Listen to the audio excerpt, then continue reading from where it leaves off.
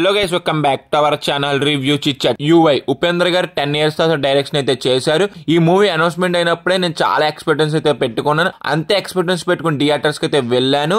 ఎందుకంటే ఉపేంద్ర గారి మూవీస్ అనేది ఒక డిఫరెంట్ స్టైల్ అయితే ఉంటాయి. ఆడియన్స్ చూసిన వాళ్ళకి ఒక డిఫరెంట్ ఎక్స్పీరియన్స్ అయితే ఇస్తుంది. ఈ మూవీ నాకు ఎంత ఎక్స్పీరియన్స్ ఇచ్చింది అనేది రివ్యూలో డిస్కస్ చేద్దాం. కానీ ఇలాంటి జెన్యున్ మూవీ కంటెంట్ కావాలనుకుంటే మన ఛానల్ అయితే సబ్స్క్రైబ్ అయితే చేసి వీడియోని అయితే లైక్ అయితే చేయండి. అలా comment section, description, Instagram link కూడా ఉంటది. కంటెంట్ వర్త్ అనిపిస్తే ఫాలో కూడా, అందులో కూడా చిన్న సపోర్ట్ అయితే చేయండి. స్టోరీ ఏంటంటే, సత్య ఒక మంచి మనిషి, కులము మతము ఏమీ లేకుండా మనుషులందరూ ఒక దగ్గరే బతకాలనుకుంటాడు.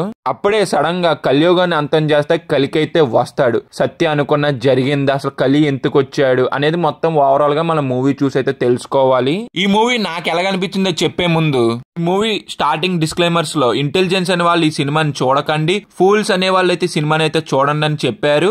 ఈ సినిమా నచ్చకపోతే ఉపేంద్ర గారికి ఎలాంటి సంబంధం లేదని మనకు స్టార్టింగ్ అయితే చెప్పేశారు. ఈ మూవీ అయితే మాత్రం స్టార్టింగ్ 15 minutes అయితే మాత్రం చాలా బాగా అయితే నచ్చింది. దాని తర్వాత వచ్చిన సీన్స్ అనేది ఏదో క్లాసెస్ చెప్పినట్టుగా అయితే అనిపించింది. ఉపేంద్ర సార్ మార్క్ అయితే ఉన్నది, ఆయన చెప్పాలనుకున్న పాయింట్ అనేది ఏదో క్లాసెస్ చెప్పినట్టు అయితే చెప్పారు. మూవీ వెళ్లే కొద్దీ కూడా చాలా సీన్స్ అయితే మనం డిస్కనెక్ట్ అయితే అయిపోతాం. మూవీలో కొన్ని డైలాగ్స్ అయితే చాలా బాగా అనిపించింది. మెయిన్ గా మన కామం గురించి పిల్లలైతే కంటాం, ఆ పిల్లలకి మన కామం అంటే మంచిదిగానే అయితే చెప్తాం. ఇలాంటి డైలాగ్స్ అనేది చాలా దగ్గర మంచిగా అయితే అనిపించింది. మెయిన్ గా సీన్స్ కి అయితే మాత్రం కొన్ని చోట్ల చాలా వరకు డిస్కనెక్ట్ అయితే అయిపోతాం. అబ్బా మూవీ చూసినంత సేపు కూడాను చాలా పాయింట్స్ అయితే డిస్కస్ అయితే చేశారు. ఇప్పుడు సొసైటీ ఎలాగున్నది, పబ్లిక్ ఎత్తని ఎలా వాడుకుంటున్నారు, రిలీజియన్, క్యాస్ట్, ఫిలిమ్స్, పాలిటిక్స్, ఎన్నో పాయింట్స్ అయితే డిస్కస్ అయితే చేశారు. ప్రతిదీ కూడా క్లాస్ చెప్పినట్టుగా అయితే అనిపించింది. కానీ ఏది కూడా ఆ ఇంట్రెస్ట్ అనేది నాకైతే క్రియేట్ చేయలేదు మూవీ చూసినంత సేపు కూడాను.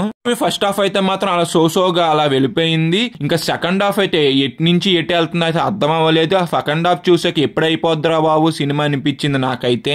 సినిమా చూసినంత సేపు కూడా ఏదో టీచర్ వచ్చి కొన్ని క్లాసెస్ చెప్పినట్టయితే అనిపిస్తుంది మనకి మూవీ అంతా కూడాను. చిత్ర గారు అయితే మాత్రం కల్కి రోల్ అయితే చాలా బాగా అయితే చేశారు. సత్య రోల్ లో యాక్టింగ్ చేసిన పొటెన్షియల్ అయితే అంతేమీ లేదు. హీరోయిన్ అయితే మాత్రం కూరలో కరేపాకు అయితే ఉన్నది. అసలు ఎందుకు ఉన్నది అనిపించింది నాకు మూవీలో అయితే హీరోయిన్ అనేది. టెక్నికల్ గా కొన్ని చోట్ల అయితే మాత్రం చాలా బాగా అనిపించింది మూవీ అనేది. కొన్ని చోట్ల అయితే మాత్రం మరీ పూర్గా అయితే అనిపించింది. మెయిన్ గా విఎఫ్ఎక్స్ షార్ట్స్ అనేది మనకైతే అర్థమైపోతే ఈ విఎఫ్ఎక్స్ షార్ట్స్ అనేది. ఇంకోటి బీజిఎం అంటారా, డీసెంట్ అయితే అనిపించింది.